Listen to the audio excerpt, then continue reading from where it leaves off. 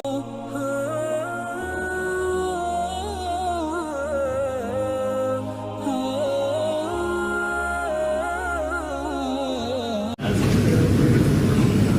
مشتاق.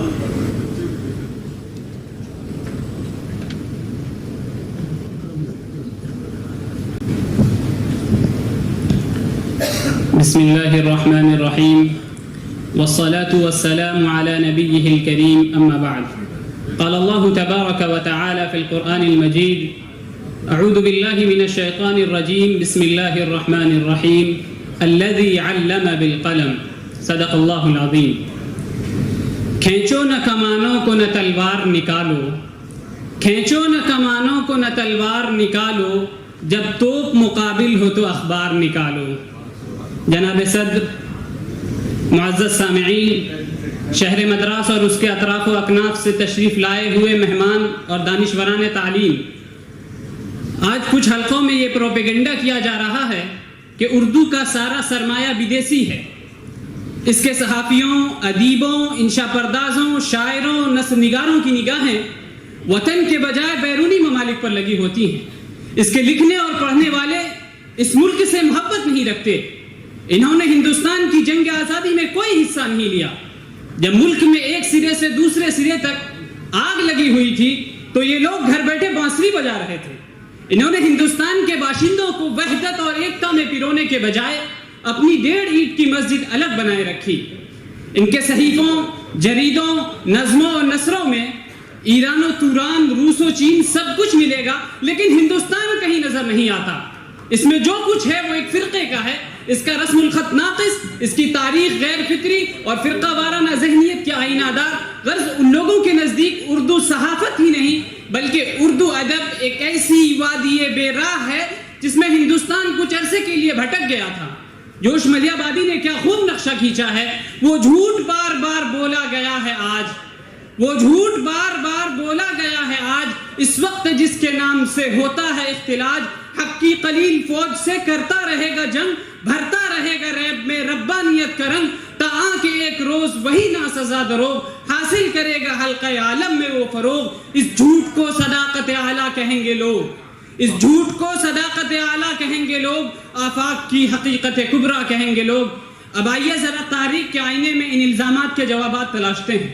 جناب صدر، جنگ آزادی میں اردو صحافت کا کردار ایک ایسا موضوع ہے جو بہت وسیع بھی ہے اور بہت دل پذیر بھی. جنگ آزادی کی پوری تاریخ اردو صحافت کے ولولہ انگیز کردار سے بھری پڑی ہے.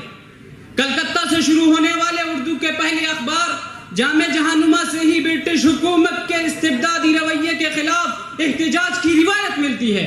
اس کے بعد مولوی محمد باقر نے دہلی اردو اخبار جاری کیا. انہیں عوام کی آواز اٹھانے کی پاداش میں توپ کی نال سے باندھ کر اڑا دیا گیا. انہیں اردو کا پہلا شہید صحافی کہا جاتا ہے. انہی دنوں میں 2 اور اخبار جاری ہوئے، صادق الاخبار اور سید الاخبار. یہ دونوں اخبار بھی برٹش حکومت کے خلاف شمشیر برہنہ تھے. قدر کے دوران بہادر شاہ ظفر کے پوتے مرزا بیدار بخت نے پیام آزادی نامی اخبار نکالا جس نے جنگ آزادی کی چنگاری کو شعلے میں بدل دیا. اور جنگ آزادی کے خلاف اردو اخباروں کا رویہ شروع سے ہی باغیانہ رہا.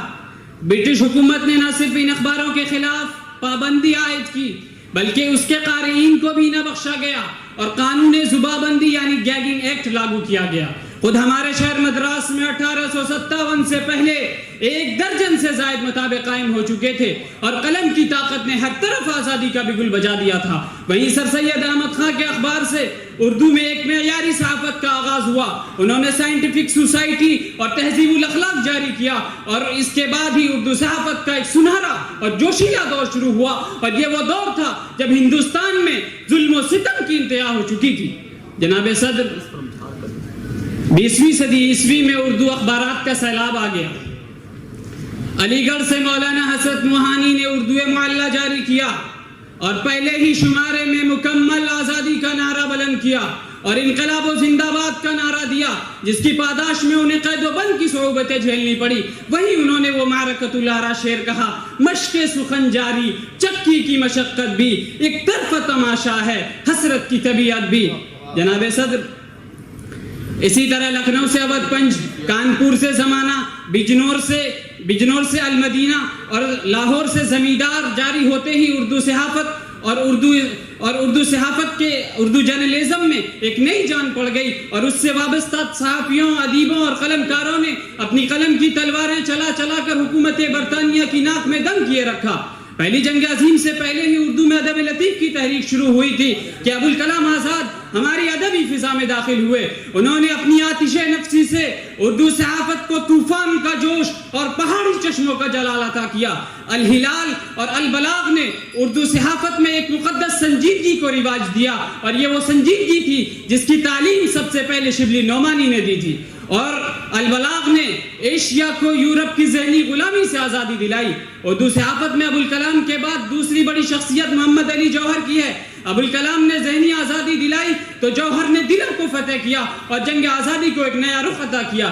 غرض یہ کہ 20ویں صدی کی ابتدائی 3 دہائیوں میں اردو کے اتنے انقلابی اخبارات جاری ہوئے کہ حکومت لرز کر رہ گئی۔ اس نے ان اخباروں اور ان کے ایڈیٹروں کے خلاف مظالم کے پہاڑ توڑے، لیکن اردو صحافت کے پائے استقلال میں ذرا لرزش نہ آئی، اور وہ اس وقت تک سینہ سپر رہے جب تک کہ ملک آزاد نہ ہو گیا۔ جوش ملی آبادی نے کیا خوب نقشہ کھینچا ہے، کیا ہند کا زندہ کانپ رہا ہے گونج رہی ہیں تکبیریں، کیا ہند کا زندہ کانپ رہا ہے گونج رہی ہیں تکبیریں، اکتائے ہیں شاید کچھ قیدی اور توڑ رہے ہیں زنجیریں، بھوکوں کی نظر میں بجلی ہے توپوں کے دہانے ٹھنڈے ہیں، بھوکوں کی نظر میں بجلی ہے توپوں کے دہانے ٹھنڈے ہیں، تقدیر کے لب کو جنبش ہے دم توڑ رہی ہیں تدبیریں۔